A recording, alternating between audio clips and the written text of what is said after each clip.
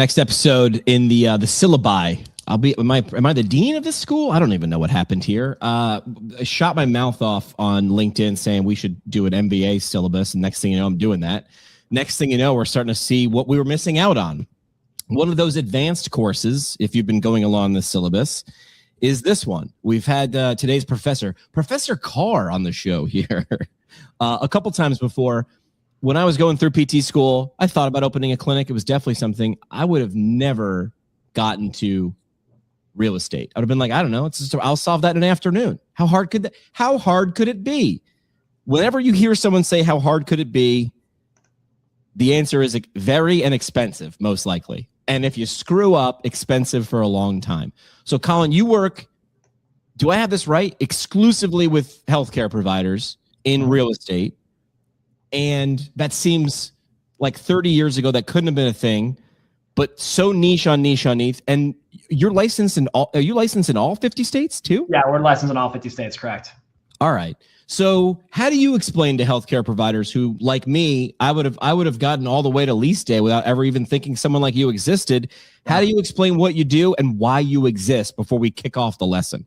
Yeah, I appreciate that. So I'll start with the second one. The reason that we exist is I was a large landlord agent on the healthcare side. So I had a significant number of listings. I had some of the largest medical landlords in the country that I was their exclusive agent, and I was listing these Class A medical buildings, these hospital campuses.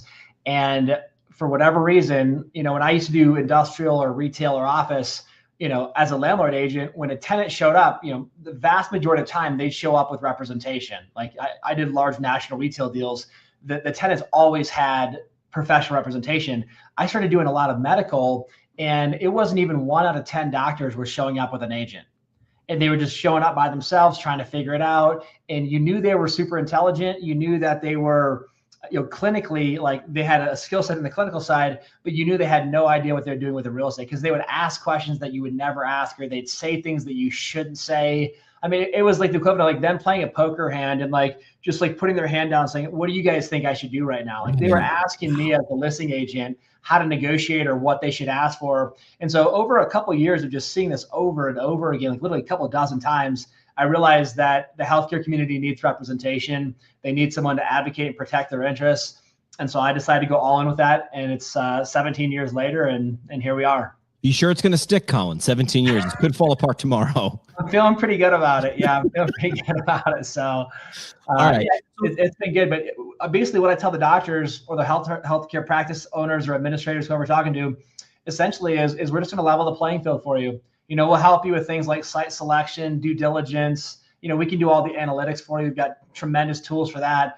But the place that we really move the needle is in the negotiation of economic terms. Like anybody can drive around and find a property. Like right. Literally, I don't mean this demeaning, but like a 6-year-old knows how to use a cell phone or a phone at this point in time. So anybody can drive around, see a sign in front of a building, or get online and do a search, and then call a landlord and say, send me a brochure. That's not the real skill set. Although there is a legitimate skill set there, that's the easier part. The real place that we provide value is helping people get the best terms possible. And we'll talk about that in a few minutes, but I'll start it by just saying this. The difference between a properly negotiated or a poorly negotiated deal can easily be a couple $100,000, like over a 10-year period. Like that's a very easy spread that you can either win or lose in a negotiation. Yeah. So maybe at the end, I mean, I remember some horror stories that you sort of told before where people lose their practice. People are upside down. People have to sell because they signed them a dotted line, and just because someone smiles at you and shakes their hands doesn't mean they're giving you a good deal. Like we know that inherently, but we do it anyway. Maybe we'll do that at the end. So where does this lesson start? Where do you typically start? Like 101, real estate 101 for healthcare providers. So you have the floor. Yeah, so I appreciate it. So the place that we start is putting the importance on real estate. So just realize it's typically going to be the second highest expense behind payroll for your practice. You might have some capital equipment costs, or you might have something else that's unusual. But if we take 100 practices, probably 95 or more are going to have payroll number one, real estate number two. And here's the reality. Payroll, I guess, is somewhat negotiable. Maybe it's negotiable, but it's usually not very negotiable. You either pay people what they deserve, or you're going to end up having to rehire and restaff. It'll cost you twice as much if you just pay people what's fair. Real estate, on the other side, is totally negotiable. And so concepts like lease rates, free rent allowances, free rent periods after you open, annual increases. There's a lot of those concepts that are fully negotiable. And then there's also concepts that are business deal points, like, can I have an option to expand into an adjacent space? Can I have an option to purchase the building? Can I have an exclusive agreement so where you can't put one of my competitors right next to me or right across the parking lot from me, stuff like that. So you have the economic negotiations, you have the business negotiations, and the reality is simply this: you only get one crack at this every like 5, 7, or 10 years. If you're signing a 3-year lease, you're leaving a ton of money on the table. You might sign it for the convenience factor because maybe you're going to move or expand or something like that. But if you think you're going to be there for 5 or 10 years, the longer the lease you sign, the more concessions you receive. So if you're doing it properly, you're getting a crack at this thing every 5, 7, or 10 years. There are no mulligans. There's no do-overs. You can't call the landlord mid-lease and say, would you arbitrarily lower my lease rate by $2,000? They're not going to do that. So you just want to treat it with the respect it's deserved. And again, it's not, it's not going to oftentimes destroy your practice and put you out of business, although it does happen. We've seen that before, but it's just going to make sure that it's going to make it so you have to work so much harder. Like, do you want to produce an extra $150,000 per year to pay the mistakes that you made on your lease? The answer is no, but a lot of people end up doing that because they don't do a good job with it. Okay. All right. You have my attention, and I know you have the attention of the people in the room. Where do you typically go next, or what are the things that typically fall apart? So some of this is going to sound so obvious, but I'm just telling you from having done literally thousands of deals personally, you've got to understand a tenant versus a landlord. There's a common objective of both of them potentially wanting to lease the space. Landlord wants to lease it to you, you want to lease it from them. But the obvious differences are landlord wants the highest lease rate, you want the lowest lease rate. And there's not an MSRP. Like, a lot of people think like, oh, it's just going to be a fair deal, or, there's like some type of a price control method here. There's not. Landlords, this is how they make money. So if you were to look at your 401k or your stock portfolio, like, you want the highest return possible. You want crazy returns. You don't care what happens behind the scenes at NVIDIA. You don't care what's going on with Tesla. You're just like, just give me the highest returns possible. That's how landlords think. And it's the same thing with your house. Like, if you go to sell your house, and I always use these numbers, like, if your house is worth, let's say, $700,000, but your broker says, look, we can get $1 million. It's a weird market. People are paying just stupid prices. You're not going to say, you know what, price it at 700,000. Like, that's what's fair. You're going to say, dude, get me $1 million, get me whatever you can. Right. That's how landlords think. And so landlords will use terminology like this: a market lease rate is the highest I can charge you and you're willing to pay. If you're willing to pay it, it's fair. If you're not willing to pay it, then don't pay it. But they'll come at you with these numbers that are exorbitant, that are way higher than market. They'll give you lower concessions. And then they'll say things like, this is a fair deal, or no one's paying less in the center or building, and they will lie right to your face. I wish it wasn't the case, but it's just how the market, how a lot of landlords operate. They'll say things like, well, we can't do this on a lease renewal, and yet they're the one who determines if you can or can't. It's literally like an arbitrary unilateral statement of what they can or can't do. It's like me saying, well, I can't do this for you. I have full control. I can do whatever I want. Have you read anything from Chris Voss? I have read Chris Voss. Yeah. Chris Voss says, when someone brings up the word fair, understand that is a gigantic red flag. Yeah, exactly. Win-win. Yeah, exactly. Win-win is not good. Yes, I've worked for so many landlords over the years. I get no landlords in the last 17 years, but prior to that, and they would ask me questions like, does the doctor have a broker? If I answer no, it instantly changes the entire conversation. If I say yes, they're going to say, who's the broker? How sophisticated are they? How much healthcare do they do? Like, tell me about them. Are they predominantly a landlord? Are they tenant broker? If you say there's no broker involved, instantly the landlord's thinking, amazing, I'm going to make an extra like 10 or 12 or 15% spread on this deal. Like, it's instantly the way they think. And so just realizing there's a difference. And so someone being cordial to you or respectful to you, as you indicated a minute ago, doesn't mean they represent you. Landlords are smart enough to realize if they're a jerk to you, you're going to have you're going to be much more apprehensive or have your guard up. They're going to be respectful, cordial. Listing brokers love to accommodate. Hey, can I send you information? What can I do for you? Tell me how I can help. And you're like, oh man, this guy's great. Like, he's responsive. He's doing all these things. He has a legal fiduciary to help the landlord make as much money against you. Like, that's his legal obligation. It's like an attorney. Attorney can't compromise your position to help the other side. That's a breach of fiduciary. So starting with this, the whole idea of Real estate, it's a negotiation. You could call it a match or a game, call it whatever you want to, but there's a lot of money in the line. So realizing that you need representation, you need a strategy, and so we can talk more about that now if you want to. Yeah. Where does someone start? Hey, I'm going out on my own. I need a physical location. Where does it start? I did learn one thing. There were 3 important rules in real estate. Apparently it's the same word 3 times and it's location, location, location. But apparently there's other things like price or length or language or other things that I've never thought about. Yeah, absolutely. I mean, you can get into the fundamentals of real estate, and you can talk about like actual location, but then you got to go a little bit deeper. You got to talk about what's the parking, what's the access, what's the signage and visibility. You could have a property that's got tremendous visibility, like on a major expressway, but it might be 3 miles from the closest exit, and it might be very difficult to get to. I don't know if you've ever seen them before. You see a building like off the side of an expressway, and then you try to get there, and you realize it's very difficult to get there. So yeah, everyone sees you, but access is not convenient. Or you don't see them off the expressway, but every time you pull into the Kroger or the Publix or the Whole Foods, they're anchored right next door to it, and every day thousands of people see it, or tens of thousands. So location, access, parking, visibility, signage, the quality of property. You get into things like property, who's the property management, how well is the property taken care of, stuff like that. But here's what I would say. The first thing that everyone should be working with, this number 1 rule, is you always hire experts in every area that you can. If you're not professionally not only trained but also experienced in an area, then you hire a professional who is.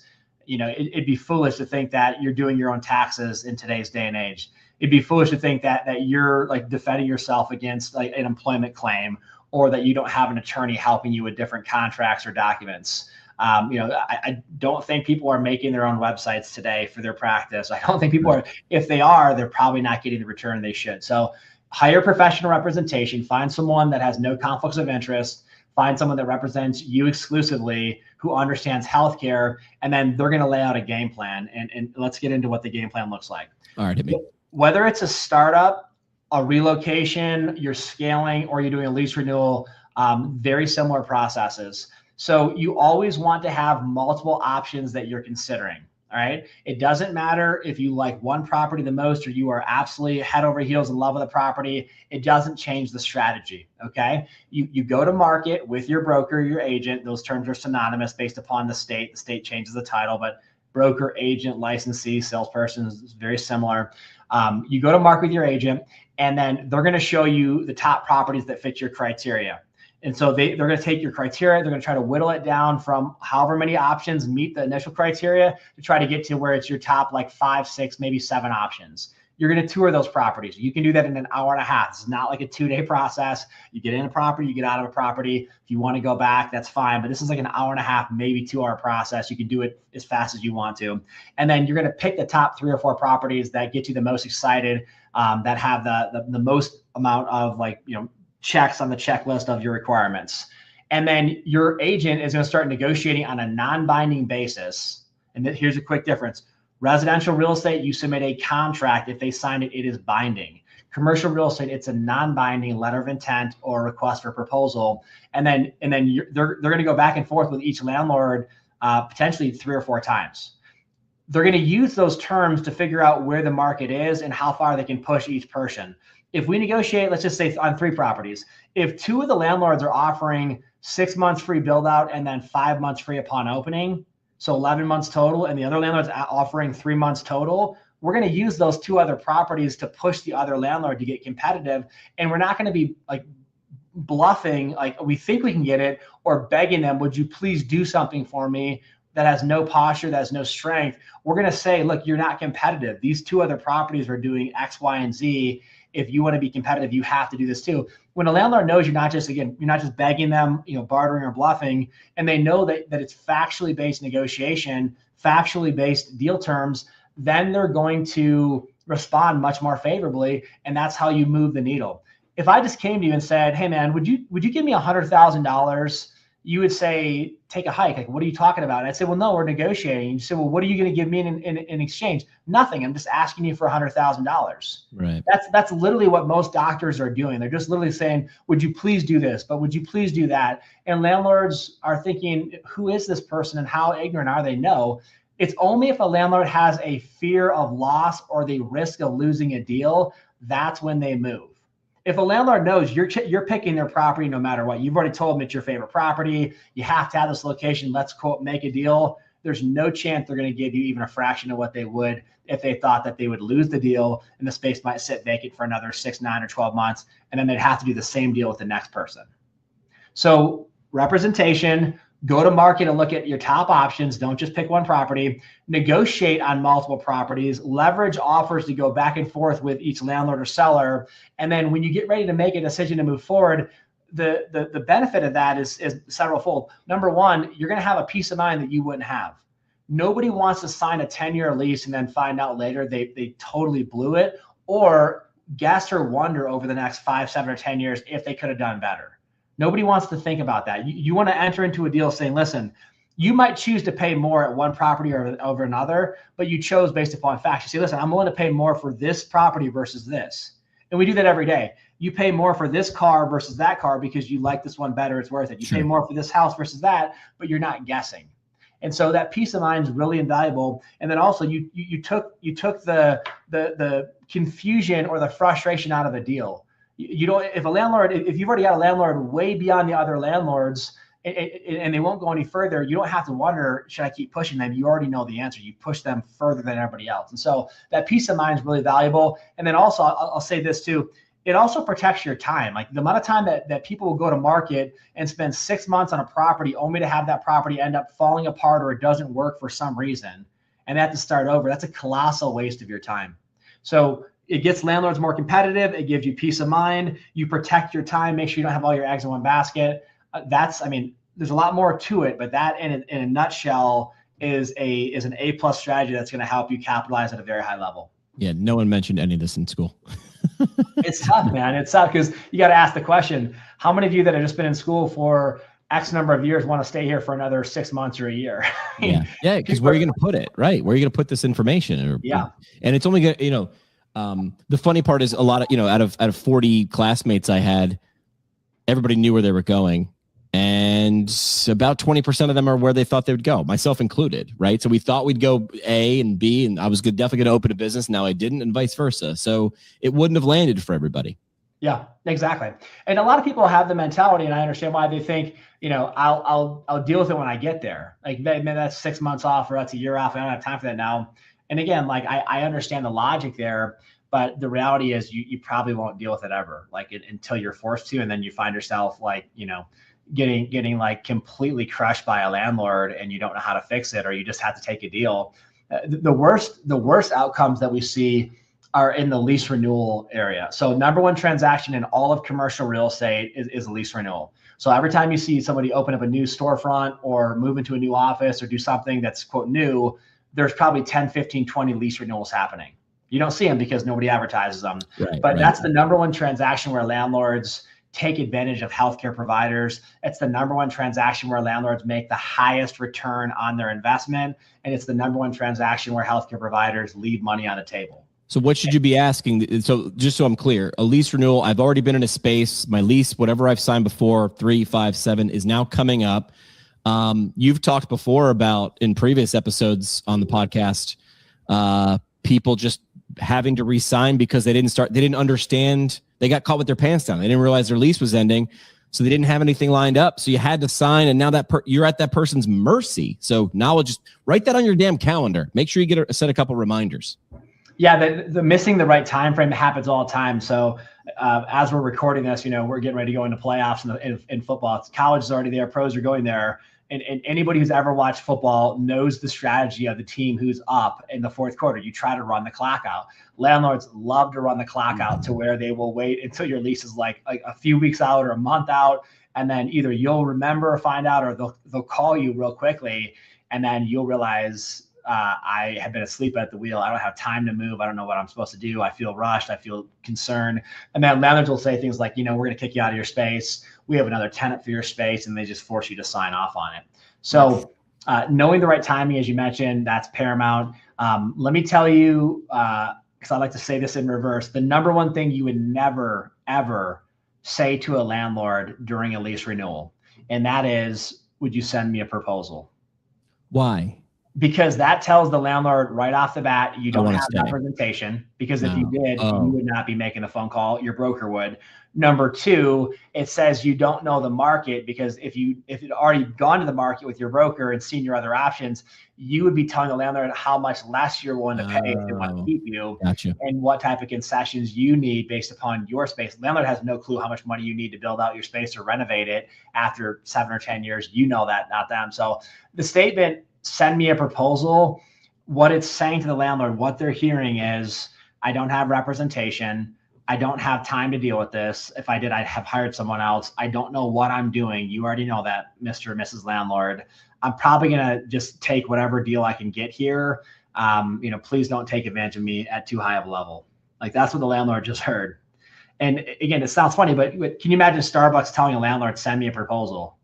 You got an attorney who's in the top 4 floors of a downtown high rise. Like, they're not saying send me a proposal. They're saying, look, we've gone to market. We've got 4 other options teed up, ready to go. We are definitely not at anyone's mercy, specifically, or let alone yours.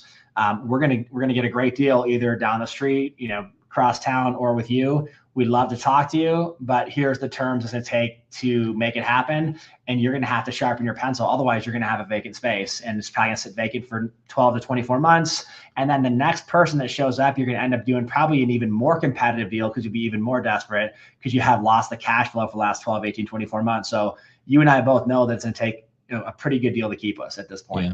Okay. All right. So it sounds funny, but that's how the game's played. So number 1, don't do that. Number 2, make sure you have representation. They'll make that call. Yep. When you have representation, what are the things you need to do or you should be doing? No, besides follow the recommendation of the person you just hired to represent you for these things. But what are some of the things you can at least be doing or thinking about in the background? Like, where do we go next then? Yeah. For so a renewal? On a renewal, you're thinking of 2 things. You're thinking of, if I were to stay, what I need to do to my space, like what type of renovations do I need? I've been here for 7, 10 years. I need to upgrade it. Like, did I not maybe do as good of a job as I should have the first time, because I didn't have the money? Like, is the quality of my space reflect the quality of care I provide? And so what does it look like? And then if you're relocating, it's what would you do differently? Do you want a larger space? Do you want better signage? Do you want better co-tenancy? Do you not need retail signage? You might have done a retail space and say, listen, I don't need this retail signage. I've got more patients than I can keep up with. Put me in a nice office building. Let me save $2,000-3,000 a month. You start deciding what you want if you were to stay, what you want if you're to go. And then it's fine to have a preference. It's fine to have a strong like desire for one of the two, but you've got to keep them kind of like both in an even position, so that you don't favor one or the other, so that you don't compromise the negotiation. Understand the physics of what's going on. Yeah. Yep. And again, a lot of people will say, well, that's fine, Colin, but I don't want to move. Second, the landlord knows that you're going to get crushed. And again, I'm not trying to be overly dramatic, but again, like, pick a sport, or do you see teams that are playing football like, oh, you know what, this guy's not as good, I'm just gonna take it easy on him. Let's not score in the first quarter. Like, let's only win by 3. Like, they crush you. Like, I would do these deals for landlords, and they'd ask, like, Colin, does the doctor have a broker? No. Is he willing to move? No. Does he, he'd ask me questions. It's like, no. The landlords would say, great, go back to him at a 35% premium. Just crazy numbers, to where these doctors were overpaying by like $600,000, $700,000, $500,000. And that's going back like 20 years ago. And so the doctors wouldn't know the difference. And the landlords would tell the doctors things like, this is a really fair lease rate, or we normally wouldn't do this, but you've been a great tenant, so we'll go ahead and do it for you this time. Or, you know what, we normally don't do free. We're going to go ahead and give you 1 month free because you've been a great tenant, while they overcharge you by like $18,000 a year or some stupid number like that. Oof. So again, it just, people hear that and they get frustrated, but here's the reality. The insurance company doesn't want to reimburse you what they need to. They want to keep us they'll find any loophole they can, or any reason not to pay you. If you're selling anything personally, you want the highest price. Like, you bought a house, it's time for you to move, upgrade, whatever. You're not selling it at a discount unless you have to. You're selling it at the absolute highest price you can get every time, and you don't feel bad about it. And you don't care if you sell it to somebody and the market changes, and let's say the market tanks, and 6 months later the property is worth $200,000 less. You're not sending a refund check. Right. You're going to say, dude, that's your problem. You're going to say, man, So glad I sold it. I timed the market. You're going to think you're a hero, and you're going to high five your friends. Oh, dude, I crushed it. I got $1 million from my house. It's worth 700,000. I got out just in time. Like, you're going to be telling stories about how you crushed the market. That's what landlords tell stories about, how I crushed this doctor, how this guy is, what an idiot. Like, this guy had no clue when he went in and signed this deal. And it sounds, I mean, if you're watching a boxing match and one guy knocks him out, he's not like, I didn't want to do it, but I had to. He's like, did you see that? Like, I took him out in like 64 seconds. Like, I mean, it sounds funny, but just if you realize it is a game and there's a strategy and there's a lot of money on the line, it's how people make their money. If you're a landlord, just go in there with your eyes wide open. And if you have representation, you can eliminate like 90% of the problems that are going to come up if you don't. Okay. Is there anything else in the 101 level that people should know? I'm sure you could go levels deeper. What's next that someone needs to know? Yeah. So let me do this. Let me do two more things. Let me talk about purchasing versus leasing for a second. And then I'll give a couple just final pointers. And we'll keep, hopefully, if you got nothing else, this is going to put you in a really good place. So people oftentimes ask the question, should I purchase or should I lease? The answer is you should look at both options. And you might say, well, I'm just getting started, or I don't know if I have enough to purchase. It's okay. Still look at options to purchase. There's nothing wrong with taking a few minutes to look at an option to purchase, because what happens is you might go to market and you might find out there's nothing to purchase that fits your criteria. If that's the case, then that takes care of itself. Like, the market took care of it for you. It's not like residential where you can always go find another neighbor. There's always a house for sale. In commercial markets, you could be in a certain area and there might not be one property for sale. Or if it is, it's like a $12 million shopping center and that doesn't play. But you go to market, and if there's an option to purchase, how does that compare to leasing? At the end of the day, it doesn't matter that property is 500,000 or 2.5 million or 5 million. The question is simply this: if your top option to lease costs you X, how does the purchase compare? You say, well, what about comps? And that's great. We'll do comparables. We'll do research. But at the end of the day, if you're going to lease for 10 years and it's going to cost you, let's say, $6,000 a month plus whatever else a loan costs to maybe finish your build out or whatever else you need to do, and then you can go buy a building and build it out. If the effective cost of owning was even close to leasing, that's a no-brainer. Purchasing is going to win. Who's going to win that? You have an asset to sell now. Yeah, and so the numbers will then tell you what you should or shouldn't do. And if the numbers work, there's a lot of lenders out there that understand healthcare, that understand real estate, that will do deals that traditional banks won't do. Here's a quick problem. Most healthcare providers, they have like a local bank where they do checking and savings, and they do credit card services or whatever. And they want to get an auto loan, they get an auto loan. And then they talk to them about buying real estate, and they're talking to the wrong people. There are lenders that are niche to healthcare, to real estate. And when they say, or they see you can either lease at X or buy at this, yeah, we'll back that. I mean, there's lenders that'll do 100% financing for real estate if they like the deal. So, and then one other thing with this one quickly, if you look at an option to lease, and let's just say the lease can cost you $5,000 a month. Let's say it's going to cost you $8,000 a month to purchase. Somebody who's inexperienced and say, well, that's $3,000 a month more. No, how much of that $8,000 is principal pay down? Because every time you cut a check to the lender, your net worth just went up by that equity or that principal pay down. What additional tax deductions do you get through bonus depreciation or just standard depreciation? You might pick up additional tax deductions that, between the tax deductions and then the principal pay down, that might make the effective cost of owning actually less than leasing, even if the face rate was a couple $1,000s more to own, believe it or not. So what's the effective cost of owning versus leasing? Again, that's going to help you make a decision. And then we go right back to the whole concept of, it's just peace of mind. At the end of the day, it's peace of mind. If you choose to lease, it's not because you didn't look at options to purchase. It's because you chose not to, or they didn't work. And that's what you're going for. So should you lease or purchase? The answer is go to market. Look at both options. Should you go office or retail? Go to market. Look at both options.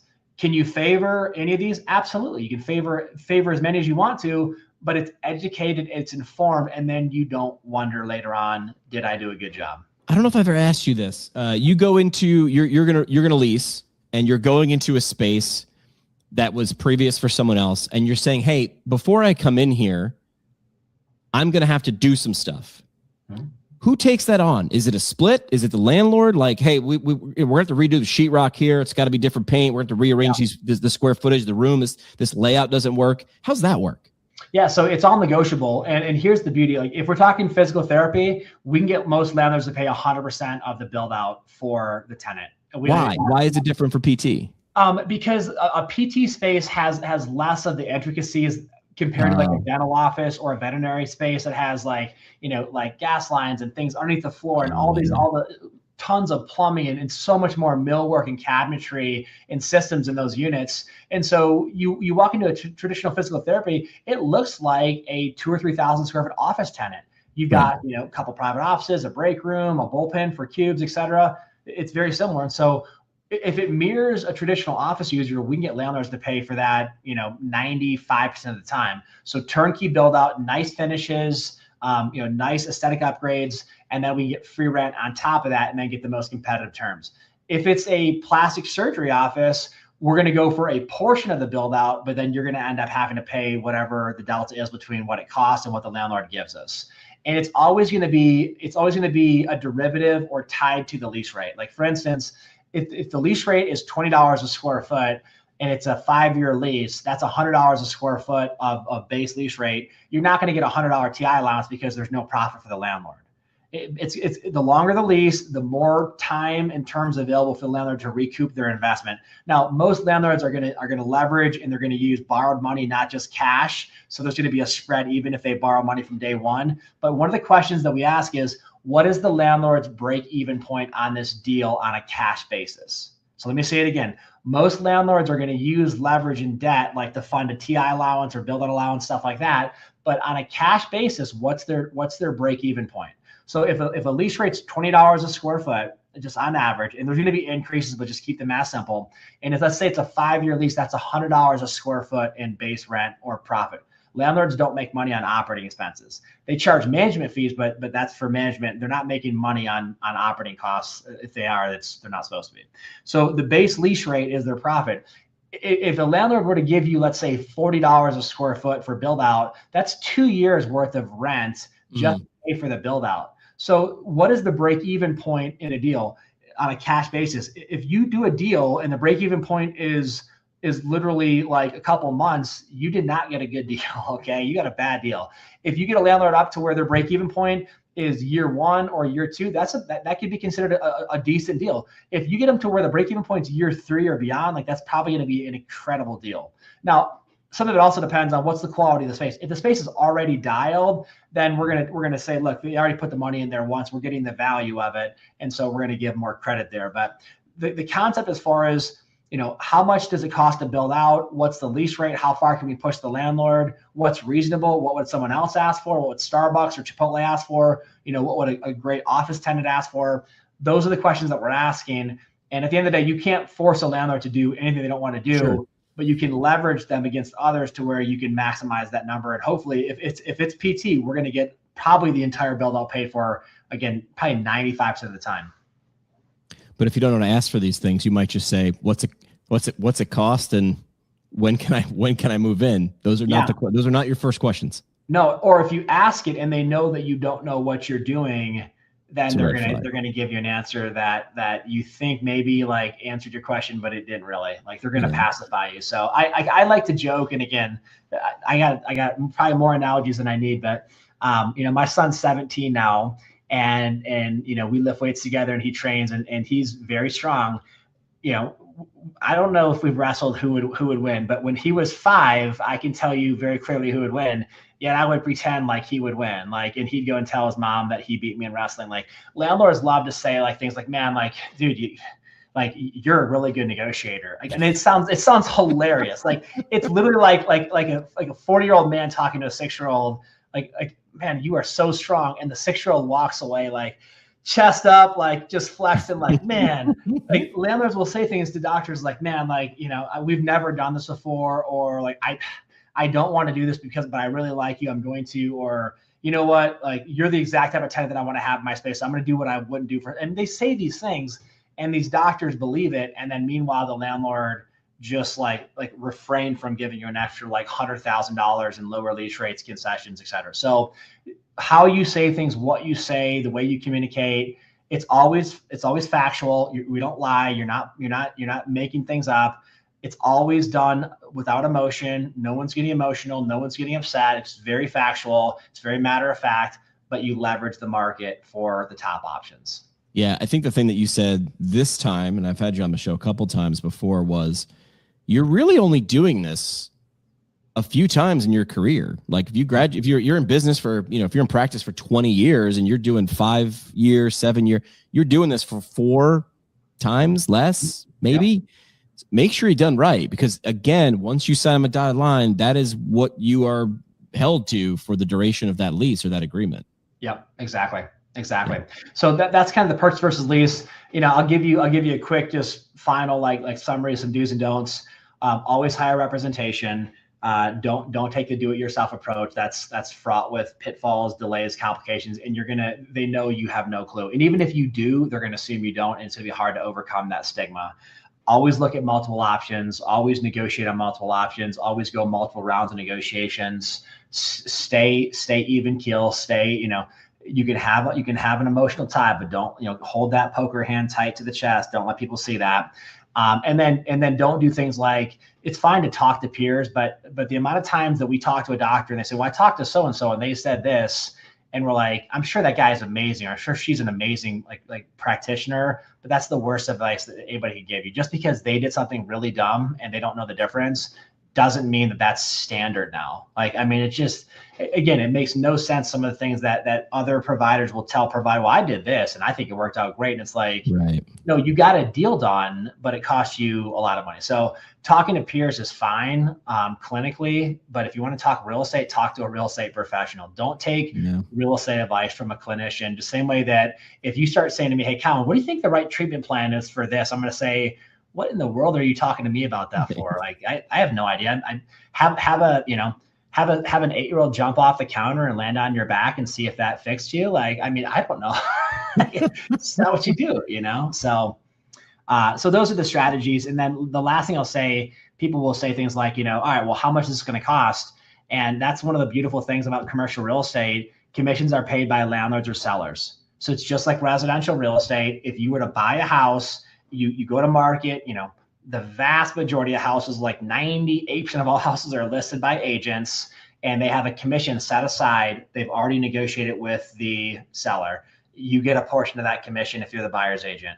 If you take the do-it-yourself approach, they're not giving you that money back. They're not paying you a fee on the deal. They're not going to say, you know what, you have no broker. We'll cut the commission. They don't do that. Listing broker gets a double commission, or the seller or landlord just keeps that money. So it's not, I always joke, it's like on the side of every U-Haul, it says move yourself and save.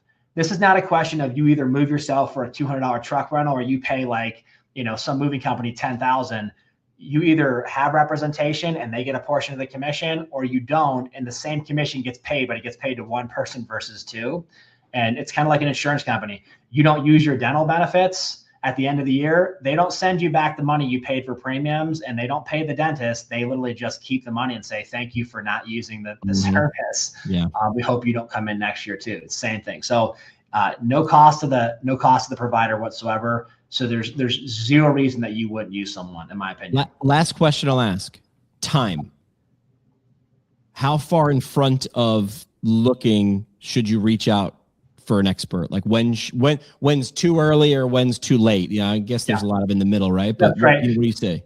It's great. If it's a startup or a brand new office, or you're expanding, as soon as you want to go, like you go as fast as you can. If you I want to start a new office, or I want to expand or add another location, as fast as you want to go. If you have a lease renewal, you want to start that a minimum 12 months in advance. Wow. It's not going to take you 12 months to move or to build out, but that is the window where if you don't start then, you might run out of time, or the landlords might not take you serious. If you try to start a lease renewal 3 years in advance, the landlord's going to say, why would I talk to you? You have to pay me rent for 3 years no matter what, and you're going to lose credibility. So too far in advance can give you, can make you look foolish or make it clear that you have no clue what you're doing. But if you wait too long, you lose leverage. So 12 months is the ideal time frame. And then, if you're buying a practice, again, once you find the practice you want to buy, you start looking at the real estate, same thing. Relocation, 12 months, renewal, 12 months, et cetera. Again, it doesn't really matter where in the U.S. you're listening, because you got licenses in all 50 states. Website, carr.us, carr.us. I feel like anybody listening feels a little better. Because at least you shine a light on the big landmines that I mean, you're not going to come back from some of these that you mentioned today. Like you're just not going to come back from them. Yeah, I mean, the benefit is this. There's some problems in life that there's no solution for. You can't find a solution. Like there's just nothing you can do to make it better. This is one where you can always do better than what you could if you didn't have a strategy. There's always going to be some level of improvement, savings, benefits, peace of mind, et cetera. So again, there's some things that you just can't fix. Like unfortunately it's broken, it's broke for good, or there's no way around it and you have to deal with it. This is not one of them. This is one where if you give it respect, if you give it the time it deserves, if you hire the right people, you're going to get a better outcome. Again, no one's going to promise you, I can't promise you a certain amount of TI or free rent or lease rate, but I can tell you that if it's done right, you're going to get better terms than if you didn't. And that better term is probably going to end up being $100,000, $200,000 difference, believe it or not. Yep. Colin Carr, appreciate you coming on here for the MBA for the DPT. I don't even think it's just limited to PT, man. If anybody else in healthcare is listening, it's relative to them. Appreciate your time there, Professor Carr. Thanks, man. I appreciate it.